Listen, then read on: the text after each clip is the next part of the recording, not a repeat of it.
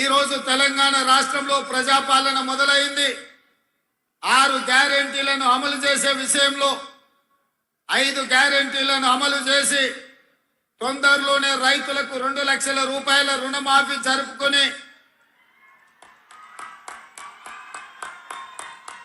ఆనాడు రైతులు పండించిన ఒడ్లు కొనే దిక్కులేక కల్లాలలోనే కుప్పల మీద గుండెలాగి రైతులు చచ్చిపోతుంటే రైతులు పండించిన చివరి గింజ వరకు కొనడమే కాదు 500 రూపాయల బోనస్ ఇచ్చి ఈ తెలంగాణ రైతాంగాన్ని ఆదుకోవాలని ఇందిరమ్మ రాజ్యంలో ఈరోజు మనం నిర్ణయం తీసుకున్నాం.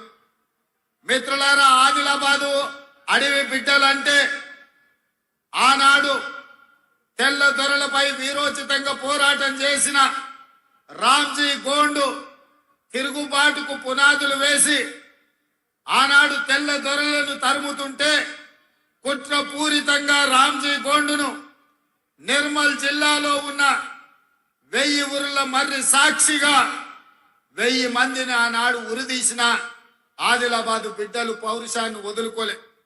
ఆ తర్వాత జల్ జంగల్ జమీన్ పేరు మీద ఈ ప్రాంతంలో ప్రజల తరపున నిలబడి ఆదివాసీ బిడ్డల హక్కుల కోసం, వాళ్ళు దున్నుకునే భూముల కోసం, వాళ్ళు పండించిన పంట మీద వాళ్ళ హక్కుల కోసం కొమరం భీమ్ అనే మీ బిడ్డ పౌరుషాన్ని చాటి ఈ గడ్డ ఎప్పటికీ ఎవరికి తల వంచదు, ఈ గడ్డ స్వేచ్ఛను కోరుకుంటుందని చెప్పి మీ బిడ్డ కొమరం భీమ్ నిరూపించాడు. ఇవాళ నిర్మల్ జిల్లా నుంచి మిత్రుడు శ్రీహర్ రావు గారు ఆ ప్రాంత కార్యకర్తల నాయకులకు అండగా నిలబడి ఈరోజు ముందుకు కాంగ్రెస్ పార్టీని తీసుకెళ్తా ఉన్నారు. అదే విధంగా ఈ ప్రాంత ఆదివాసీలు పండించిన పంటల్ని దళారులు దోపిడీ చేస్తుంటే 1980లో ఆనాడు ఆదివాసీ బిడ్డలు తిరుగుబాటు బావుటను ఎగిరేసి ఆనాటి ప్రభుత్వాల మీద, దోపిడీదారుల మీద, దళారుల మీద పోరాటం చేస్తే ఆనాడు జరిగిన కాల్పుల్లో ఆదివాసీ బిడ్డలు చనిపోతే ఇంద్రవెల్లి అమరవీరుల స్తూపం సాక్షిగా ఆ కుటుంబాలను ఆదుకొని వాళ్ళకి ఇందిరమ్మ ఇండ్లు ఇచ్చి, వాళ్లకు భూములు ఇచ్చి ఇంద్రవెల్లి అమరవీరుల స్తూపాన్ని పర్యాటక క్షేత్రంగా మార్చి ఈ రోజు అభివృద్ధి పదంలో నడిపించాలని మన ఇందిరమ్మ రాజ్యంలో మనం నిర్ణయం తీసుకున్నాం. ఇదే కాదు, ఈ ప్రాంతంలో ఆదివాసీ బిడ్డలకు ఇష్ట దైవమైన నాగోబ జాతరకు కోట్ల రూపాయలు కేటాయించి ఈ ప్రాంతంలో జరిగే ఆదివాసీల జాతరలను, వాళ్ళ యొక్క భక్తిని వాళ్లకు ప్రభుత్వం అండగా నిలబడాలని ఇవాళ నిర్ణయం తీసుకున్నది.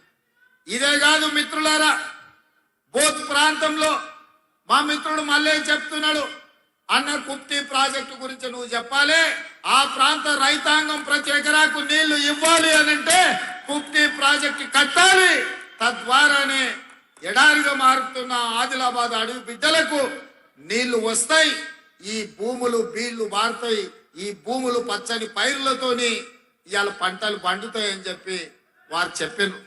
తప్పకుండా నేను బోత్ ప్రాంతంలో ఉండే బిడ్డలకు నేను మాట ఇస్తున్నా, మన ప్రభుత్వంలో కుప్తి ప్రాజెక్టును పూర్తి చేసుకొని ఈ ప్రాంతాన్ని అభివృద్ధి చేసే బాధ్యత కాంగ్రెస్ పార్టీ తీసుకుంటుందని తెలియజేస్తుంది. ఇదే కదా నాడు కాంగ్రెస్ పార్టీ కట్టిన కడెం ప్రాజెక్టును ఈనాటి ప్రభుత్వం నిర్లక్ష్యం చేయడం వల్ల కడెం ప్రాజెక్టు కూలిపోయే పరిస్థితి వచ్చింది.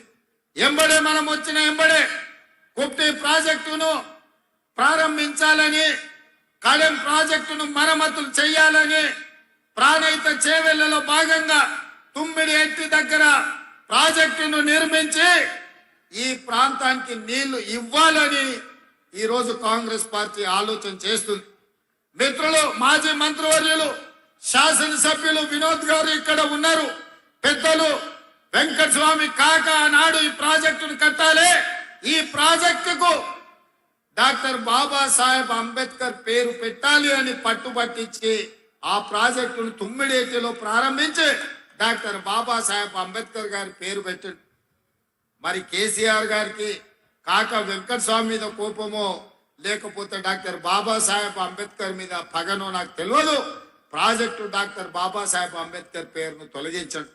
అందుకే మిత్రుడు పెద్దలు వినోద్ గారు నాకు చెప్పిండ్రు, మళ్ళీ మీరు ప్రాణహిత చేవెళ్ళ దగ్గర ప్రాణహిత చేవెళ్ళ ప్రాజెక్టులో భాగంగా మీరు ఖచ్చితంగా తుమ్మిడేటి దగ్గర కట్టాల్సిందే, ఈ ఆదిలాబాదు 1.5 ఎకరాలకు నీళ్లు ఇవ్వాల్సిందే అని చెప్పిండు. తప్పకుండా తుమ్మిడిహట్టిలో ప్రాజెక్టును కట్టాం. మహారాష్ట్రతో చర్చలు జరుపుతున్నాం. అక్కడ ముంపు భూమికి సంబంధించి 1800 ఎకరాల సమస్య పరిష్కారం కోసం ఆ రాష్ట్ర ప్రభుత్వంతో చర్చలు జరుపుతున్నాం. తప్పకుండా మహారాష్ట్రలో ముంపు గురయ్యే భూములను ఆ ప్రభుత్వాన్ని ఒప్పించి ఆ ప్రాంత రైతాంగాన్ని మెప్పించి సరైన నష్టపరిహారం వారికి ఇప్పించి తప్పకుండా తుమ్మిడిహెట్టి దగ్గర ప్రాణహిత చేవెళ్ళ ప్రాజెక్టును కడతాం. ఆ ప్రాజెక్టుకు మళ్ళీ డాక్టర్ బాబాసాహెబ్ అంబేద్కర్ పేరు పెట్టే బాధ్యత కాంగ్రెస్ పార్టీ తీసుకుంటుందని చెప్పి నేను ఈ వేదిక మీద నుంచి మీ అందరికి మాట ఇస్తున్నా. ఇదే కాదు, నేను ఎప్పుడో